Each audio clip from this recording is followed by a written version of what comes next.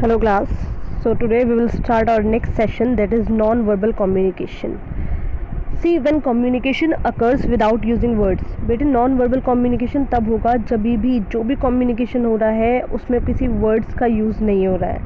जब भी कोई communication without using words होगा तो वो आपका non-verbal communication कहलाएगा. It has been noticed that almost 55% of our communication takes place through non-verbal communication. अब बेटे ये नोटिस किया गया है कि 55% जो हमारी कम्युनिकेशन होती है वो नॉन वर्बल ही होती है. अब आप सोचेंगे कि बिना वर्ड्स के कम्युनिकेशन कैसे हो रही है, वो भी इतनी ज़्यादा 55%. तो बेटे कम्युनिकेशन विदाउट वर्ड्स जो होगा वो आपका नॉन वर्बल कम्युनिकेशन होगा. जैसे we send signals and messages to others through expression, gestures and body postures. तो हम कैसे एक दूसरे से को ट्रांसमिट करते हैं मैसेज, मतलब कम्युनिकेट कर पाते हैं बेटे बिना वर्ड्स के एक्सप्रेशन से. हमारे एक्सप्रेशन क्या बोल रहे हैं, या जेस्चर से, या फिर बॉडी पोस्चर से, हमारा बॉडी पोस्चर क्या कह रहा है उससे कम्युनिकेट करते हैं. And in this session yes we will learn about the non verbal method communication and its type. Now the तो बेटे जैसे जो नॉन वर्बल कम्युनिकेशन हो गया वो आपका हुआ है जैसे आप आई कांटेक्ट किसी से करते हैं. हम जब कोई आपने देखा जब हमारा कोई फ्रेंड वगैरह आता है तो हम आई कांटेक्ट से ही आंखों में पूछ लेते हैं लेट कैसे हो गया या कुछ भी. तो वो आपका नॉन वर्बल हुआ है क्योंकि उसमें आपने कोई वर्ड्स यूज़ नहीं कर रहे हैं.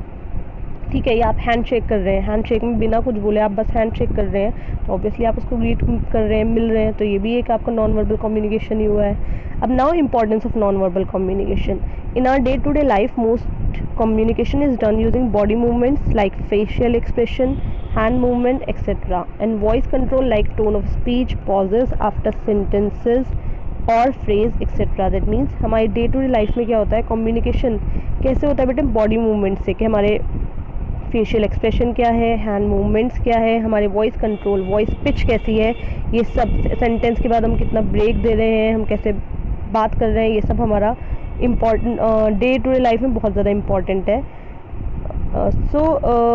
No teacher or parent can teach non verbal communication to a child, it comes naturally. अब जैसे बेटे आपको बोलना सिखाया जाता है, सेंटेंस बताया जाता है, दैट मीन्स वर्बल कम्युनिकेशन आपको सिखाया जाता है, लेकिन नॉन वर्बल कम्युनिकेशन आपको सिखाया नहीं जाता है, ये हमें खुद ही आ जाता है. ये चाइल्ड के अंदर नेचुरली होता है कि उसे हैंड शेक करना है, या वो एक अपनी आईब्रो ऊपर करके किसी से को थोड़ा कुछ भी एक्सप्रेशन दे रहा है, या स्माइल कर रहा है हैप्पीनेस दिखाने के लिए, ये सब नॉन वर्बल में आ जाता है.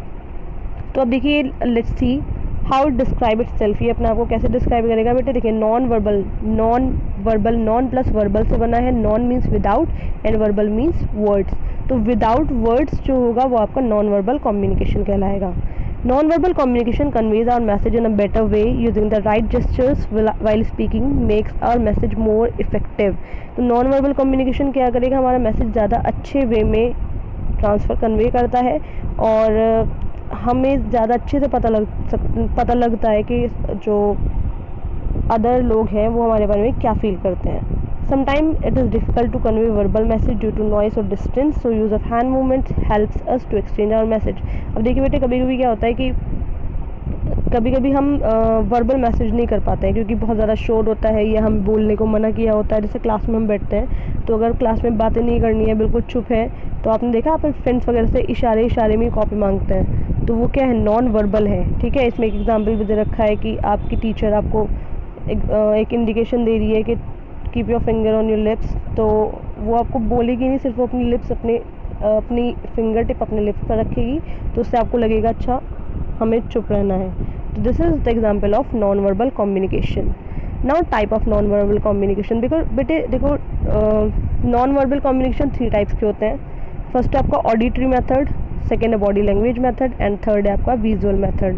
तो बेटे ऑडिटरी मेथड वो होगा which can be heard is called the auditory method. Audio से याद रखना, ऑडिटरी मेथड ऑडियो से याद रखना, जो हम सुन सकते हैं. ठीक है, जो हम सुन सकते हैं वो आपका ऑडिटरी मेथड होगा. अब मैंने आपसे कहा था कि नॉन वर्बल कम्युनिकेशन वो है जिसमें वर्ड्स का यूज़ नहीं हो रहा है. तो जब वर्ड्स का यूज़ नहीं हो रहा है तो ऑडिटरी मेथड कैसे हो गया.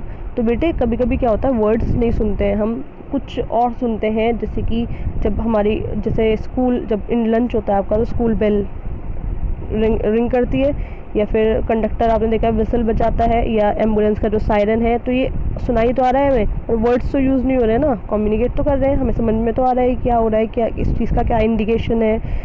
तो फायर ब्रिगेड की अलग वो होती है साउंड, तो बेटे वर्ड्स यूज़ नहीं हो रहे लेकिन हमें सायरन वगैरह से ही पता लग रहा है, तो ये कम्युनिकेशन हो गया क्योंकि हमने सुना है, तो ये ऑडिटरी मेथड हो गया। अब आता है बेटे बॉडी लैंग्वेज। देखो बॉडी लैंग्वेज बहुत इंपॉर्टेंट रोल प्ले करती है कम्युनिकेशन में। जैसे कि इसमें I can deliberately mould my message not my voice, by my voice whatever it says the other will recognise that something is wrong with me, I am a liar not actor. ये बेटे के बारे में लिखा गया है, Roland बर्थेल्स ने ये डिफ़ाइन किया है। तो बॉडी लैंग्वेज आप कैसे चल रहे हैं या कैसे बैठ रहे हैं, कैसे किसी को स्पेस दे रहे हैं, आपका अपीयरेंस कैसा है, ये सब आपका बॉडी लैंग्वेज बताता है किसी से कम्युनिकेट करने का तरीका। तो बॉडी लैंग्वेज बेटे कितने टाइप्स में डिवाइड है, काइनेसिक्स है, ओक्यूलेसिक्स है, टच, स्पेस एंड अपीयरेंस। सबसे पहले हम पढ़ेंगे काइनेसिक्स के बारे में। तो kinesics include certain body movements and gesture that serve as a form of non verbal communication. For example facial expression, gestures, handshakes, postures, arms, etc। तो बेटे काइनेसिक्स में आएगा आपके बॉडी मूवमेंट और जेस्चर्स। जहाँ पर भी आपका बॉडी मूवमेंट आ गया है, बॉडी मूवमेंट में बेटे आप कुछ बोल नहीं रहे हैं लेकिन आपके बॉडी मूवमेंट से पता लग रहा है, आप जिस तरीके से चल के आ रहे हैं या जिस तरीके से आप किसी के सामने बैठ रहे हैं, तो ये आपका बॉडी मूवमेंट और जेस्चर, जो आपके फेशियल एक्सप्रेशन होंगे उससे कम्युनिकेशन जो आप कर रहे हैं, हैंड शेक कर रहे हैं या कुछ और कर रहे हैं, तो विदाउट यूजिंग वर्ड्स, तो वो आपका काइनेसिक्स में आ जाएगा। अब आता है बेटे काइनेसिक्स में भी, फिर सबसे पहले आपका आता है काइनेसिक्स के भी टाइप होते हैं, facial expression, gestures, posture, handshake and arms. तो फेशियल एक्सप्रेशन होगा बेटा आपके जो मूड को रिफ्लेक्ट करता है। आपने देखा जब किसी को गुस्सा आता है, जैसे हम स्कूल आप क्लास में आते हैं, टीचर के फेस से ही पता लग जाता है कि अच्छा मूड सही नहीं है, गुस्सा है मूड पे, तो या फिर कोई एक्सप्रेशन कुछ और दे रहा है, फेशियल एक्सप्रेशन से हमें पता लग जाता है कि हाँ कौन क्या, किसका भी क्या मूड है या क्या हमें कम्युनिकेट कर रहा है, कोई कैसे जवाब दे रहा है, कोई फेशियल एक्सप्रेशन से हमें पता लग जाता है विदाउट यूजिंग वर्ड्स। सेकंड आता है बेटे जेस्चर्स।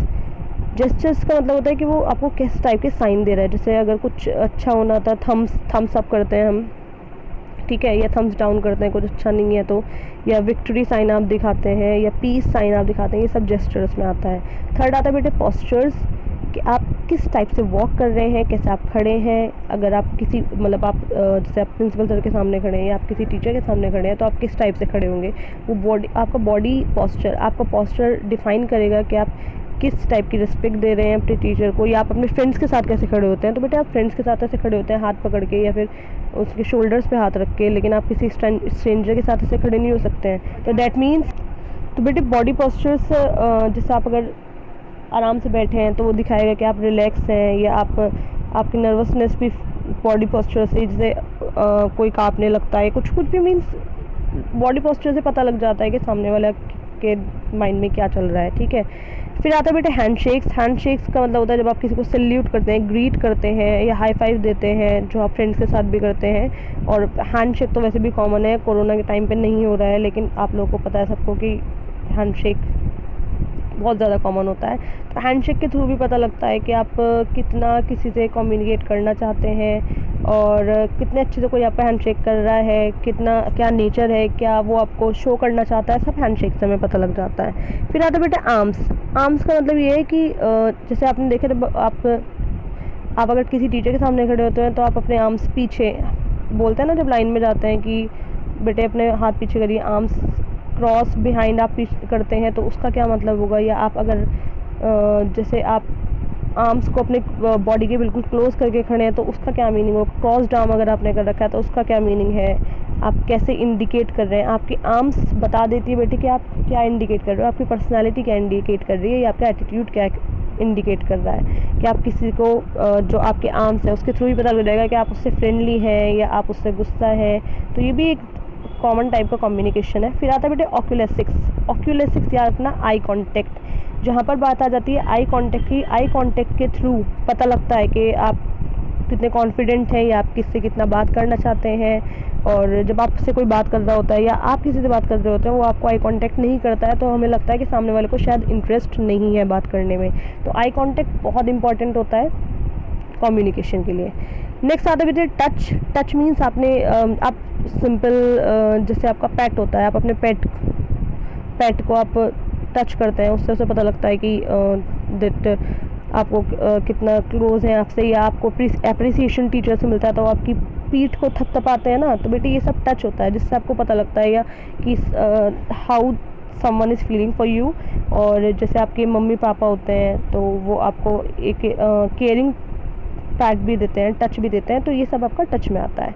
फिर आता है बेटे स्पेस। स्पेस का मतलब होता है कि आप जिसके साथ बात कर रहे हैं उससे आप कितनी दूर या कितने पास खड़े हैं, तो वो ऑब्वियसली दिखाएगा आपका सामने वाले के साथ कैसा रिश्ता है। मीन्स अब तो ये कोरोना के टाइम में भी अलाउड नहीं है, बट जैसे बेटे एक सिंपल हम बात करते हैं कि आप अपने क्लोज फ्रेंड के साथ कितना पास खड़े होते हैं, ये जो स्ट्रेंजर है जिनसे आप अभी मिले हैं उनसे आप इतना क्लोज खड़े नहीं होंगे उनके साथ, तो ये सब स्पेस में आता है। स्पेस में बेटे फर्स्ट आता है आपका इंटीमेट रिलेशंस, जो आपके क्लोज फ्रेंड्स होते हैं उनके साथ। पर्सनल रिलेशंस, जो कि जब आप सोशल गैदरिंग में आते हैं तो उनके साथ कैसे रहते हैं। फिर पब्लिक रिलेशन, जो स्ट्रेंजर होते हैं उनके साथ कैसे आप करते हैं। देन सोशल रिलेशंस आता है जब आप large number of group of people को एड्रेस कर रहे होते हैं, ठीक है।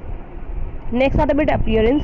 अपीयरेंस का आपकी पर्सनालिटी मीन्स आपकी ड्रेसिंग सेंस कैसा है, आप कैसे बात कर रहे हैं, आपने कौन से शूज़ पहन रखे हैं, क्या सेल फोन है, आपने जो भी आपके पास है इस टाइम अपीयरेंस जो आपको शो कर रहा है। अपीयरेंस वो आपके बारे में बताता है कि जैसे आप किसी शादी में गए हैं तो ऑब्वियसली आप शादी के अकॉर्डिंग ही अपने आप को ड्रेसअप करेंगे, तो बेटे वही दिखाएगा। आपने देखा है कभी कभी लोग अजीब ही बन के आ जाते हैं, कहीं और जाना होता है कुछ और ही पहन कर आ जाते हैं, तो वो भी अलग ही चीज़ शो करता है। तो अपीयरेंस भी आपके ही एक नॉन वर्बल टाइप का कम्युनिकेशन ही है। नेक्स्ट आता है बेटी visual method. Another important method of communication is visual communication which involve sending end comprehending messages only through images और पिक्चर। ऑडिटरी मैंने आपको बताया था जब हम सुन रहे थे, विजुअल होगा बेटे देखने से रिलेटेड। जब आपका कम्युनिकेशन होगा without words but using images और पिक्चर, जहाँ पर आपको देखने वाली चीज़ें मिल जाएंगी, इमेजेस या पिक्चर्स हैं और या फिर ग्राफ है, चार्ट हैं, जिसमें आप वर्ड्स तो यूज़ नहीं कर रहे हैं और आप समझ पा रहे हैं कि क्या चल रहा है, तो वो आपका विजुअल मेथड में आ जाएगा, ठीक है। जब आपने देखा बेटे जब हम चार्ट्स या कलर्स या पिक्चर्स के थ्रू हम जब पढ़ते हैं या कुछ भी मैसेज देखते हैं तो वो हमारे दिमाग में ज़्यादा टाइम तक रहता है एज़ कम्पेयर टू जो हमारे पास रिटन में होता है, लिखा हुआ होता है। जैसे आपने देखा जो हमारा ट्रैफिक सिग्नल्स होते हैं, तो रेड सिग्नल का मतलब होता है कि व्हीकल को स्टॉप होना है, या जो आपने डेंजर साइन देखे हैं उसके अकॉर्डिंग पता लगता है कि यहाँ पर डेंजर साइन है। या लाइट कलर्स होते हैं वो पीस के लिए होते हैं। ब्राइट कलर्स का कभी कभी वो डिपेंड करता है बेटे लोगों पे, कुछ लोगों को ब्राइट कलर पसंद नहीं होते हैं, कुछ लोगों को बहुत पसंद होते हैं। मैप हमें शो करता है, चार्ट, ग्राफ ये सब हमें शो करता है, सब ये विजुअल मेथड में आता है और ये एक पिक्टोरियल रिप्रेजेंटेशन होता है। क्लियर।